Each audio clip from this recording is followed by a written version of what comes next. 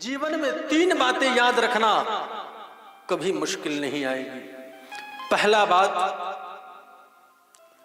कि आंखों के सामने कभी पाप होते मत देखना।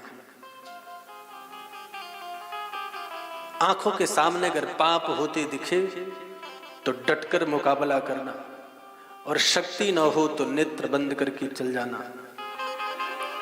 दूसरी बात, शरण में अगर शत्रु भी आ जाए, तुम्हारा दुश्मन भी अगर तुम्हारे शरण में आ जाए तो उसे क्षमा कर देना।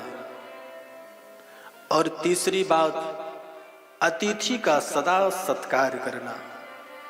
द्वार पर आया हुआ व्यक्ति भूखा नहीं जाना चाहिए, चाहे वो शत्रु ही क्यों न हो, वो हमारा अतिथि है।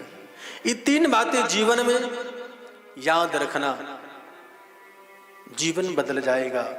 और पांडवों की ये 3 बातें परीक्षित याद रखे, जीवन बदल गया मेरे भाई। परीक्षित जी बड़े हुए, इनका ब्याह हुआ, इनके पत्नी का नाम इरावती है। परीक्षित के 4 पुत्र हुए, बड़े पुत्र का नाम ही जन्मेजय है। परीक्षित जी बड़े धर्मात्मा हैं, इनके राज्य में कोई कमी नहीं है। इनके राज्य के घरों में ताला नहीं लगता, इनके राज्य में चोरी नहीं होती, इनके राज्य में गौ अपनी आंख दूध दे देती है। बड़े धर्मात्मा हैं, किसी चीज की कमी नहीं है। परीक्षित भेष बदल करके संत महात्माओं के आश्रम में जाते, संतों की सेवा करते हैं। क्योंकि भेष इसलिए बदलते कि संत समझ जाएंगे तो सम्राट है, सेवा नहीं करने देते, तो भेष बदल करके संतों के चरणों की सेवा करते हैं। संतों के आश्रम में झाड़ू लगाते हैं, पोछा करते हैं, लकड़ी इत्यादि ला करके रख देते और अपने राज्य में चलाते। बड़े धर्मात्मा है, किसी चीज की कमी नहीं है मेरे भाई।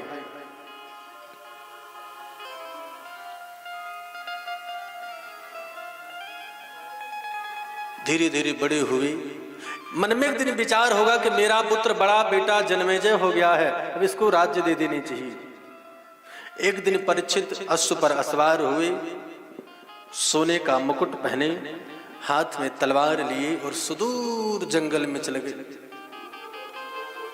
जंगल में गए तो कुछ दृश्य देखे, एक पैर से एक बैल खड़ा है, चले गए। या फिर मेरे 3 पैर कटे हैं इसलिए तुम रो रही हो। मैं आपको स्पष्ट कर दूं, वो बैल कोई और नहीं धर्म है, और वो गाय कोई और नहीं पृथ्वी है। पृथ्वी कह रही है धर्म से कि जब पृथ्वी पर धर्म होता है मैं सुखी होती हूं, इसी पृथ्वी पर पाप होता है, इसी पृथ्वी पर पुण्य होता है। आज जब आपका ही 3 पैर नहीं रहा तो मेरा क्या दशा होगा। इन दोनों की बातें परीक्षित सुन रहे थे। परीक्षित आए और कहे, आपके 3 पांव किसने काटे?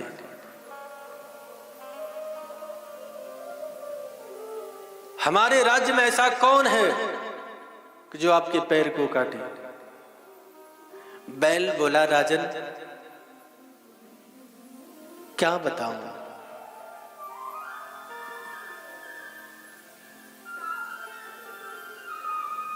अगर कर्म की बात करें तो कर्म कहता है, कर्म प्रधान विश्व करी राखा, जो जस करही तस फल चाखा। जो जैसा कर्म करता है वैसा ही फल मिलता है। शायद हमने जीवन में कोई अच्छा कर्म नहीं किया होगा इसलिए पैर कट गए। अगर मीमांसा शास्त्र को देखा जाए तो वो कहते हैं कि दुख और सुख मन की भ्रांति है। दुख और सुख केवल मन की भ्रांति है।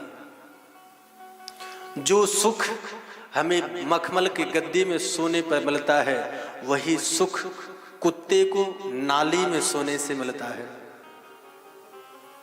मन की भ्रांति है, किसको दोष दो।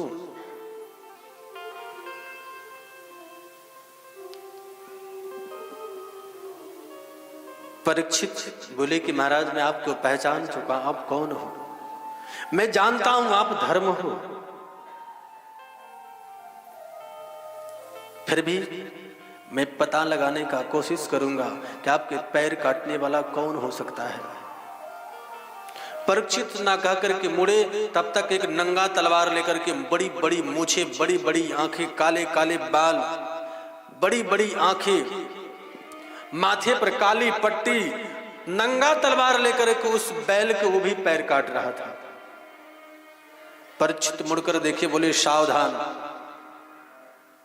कौन हो तुम? तुम्हें शर्म नहीं आती? उस बैल के 3 पांव नहीं है, 1 पांव से खड़ा है, उस पांव को तुम काट रहे हो? कौन हो तुम? परीक्षित जैसे अपना तलवार निकाले मारने के लिए कि वो आदमी परीक्षित के चरणों में गिर गया। पांडवों की कही हुई बातें परीक्षित को याद आ गया कि शत्रु भी अगर शरण में आ जाए तो उसे क्षमा कर दे। परीक्षित बोले कि उठे, तुम कौन हो? मैं तुम्हें क्षमा कर दिया हूं, तुम मेरी शरण में हो। वो व्यक्ति बोला, महाराज मैं कलयुग हूं,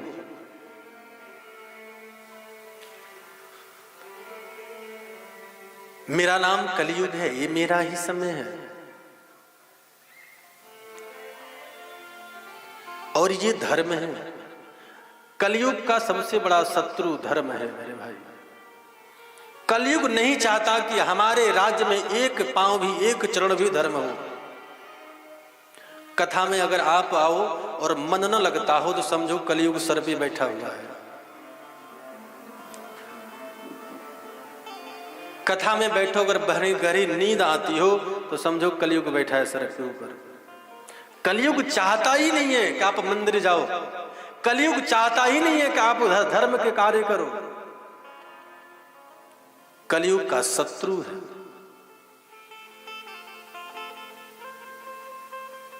परीक्षित बोले, मेरे राज्य से तुरंत निकल जाओ, 1 क्षण भी नहीं रुकना। कलयुग बोला, महाराज कहां जाऊं? इस कोने से लेकर के उस कोना तक आपका ही राज्य है, जाऊं तो कहां जाऊं? छोटा सा घर दे दो, कहीं बनवा करके 2-4 कमरे की वहीं रह लूंगा, गुजारा कर लूंगा। जब तक आपका राज्य रहेगा तब तक उस घर में रहूंगा। जब आपका से जीता जा सकता, पांडव नहीं जीत सकते थे, युधिष्ठिर जी नहीं जीत सकते थे। जुआ में कलयुग का वास होता है। दूसरा पानम, मदिरा, शराब। शराब में कलयुग वास करता है। शराब पीने वाले व्यक्ति को कोई होश नहीं रहता है। युग कर ए जी,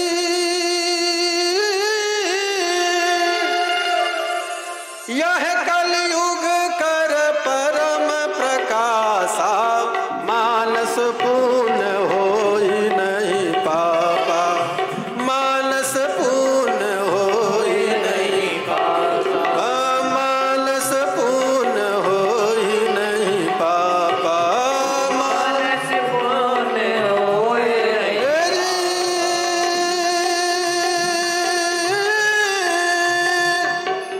यह कलयुग कर परम प्रतापा, मानस पूर्ण होई नहीं पापा, मानस पूर्ण होई नहीं पापा, मानस पूर्ण होई नहीं पापा। यह कलयुग कर परम प्रतापा, मानस पुण्य होई नहीं पा। एक कलयुग का सबसे बड़ा गुण है,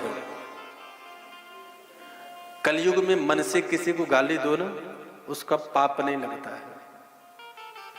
मन से कोई अपराध करो, उसका पाप नहीं लगता है। सतयुग में, त्रेता में, द्वापर में ऐसा नहीं था। मन में सोच लो ऐसा, वो अपराध है, वो पाप के खाते में जमा हो जाएगा। लेकिन कलयुग में ऐसा नहीं है। जब तक मुख से वाणी से बोलो नहीं, तब तक पाप नहीं लगने वाला है। कलयुग में एक और कि कोई यज्ञ अनुष्ठान की जरूरत नहीं है, राम राम करो, जीवन की नैया पार हो जाएगा। कलयुग केवल नाम आधारा, सुमिर सुमिर नर उतर ही पारा।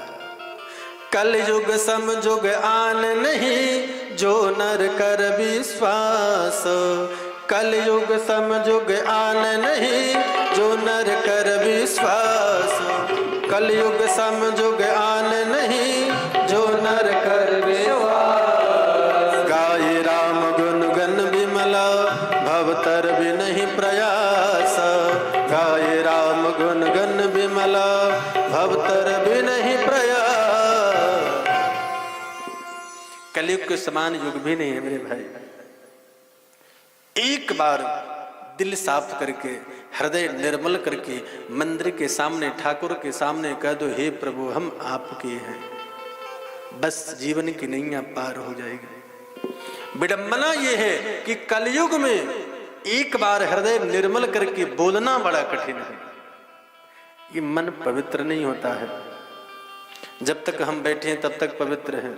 मंदिर के बाहर गए नहीं तो जगह नहीं मिलता हो, आप थोड़ा सा माता का थोड़ा खसको उधर आप, तो बोले मैं क्यों खसकूं, थोड़ा खसक जाओ, नहीं खसकूंगी, यहाँ तो कुछ कह नहीं सकते हो आप। मन में कहेंगे चलो बाहर निकलो, बताती हूं मैं तुमको।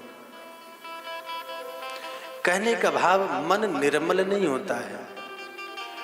परीक्षित ने सोचा कि कलयुग में लाख बुराइयां है, लेकिन एक गुण है, इसलिए परीक्षित से मन से निकला कि जाओ, तुम्हें सोना में भी तुम्हारा वास हो, स्वर्ण सोना भी तुम में रहो।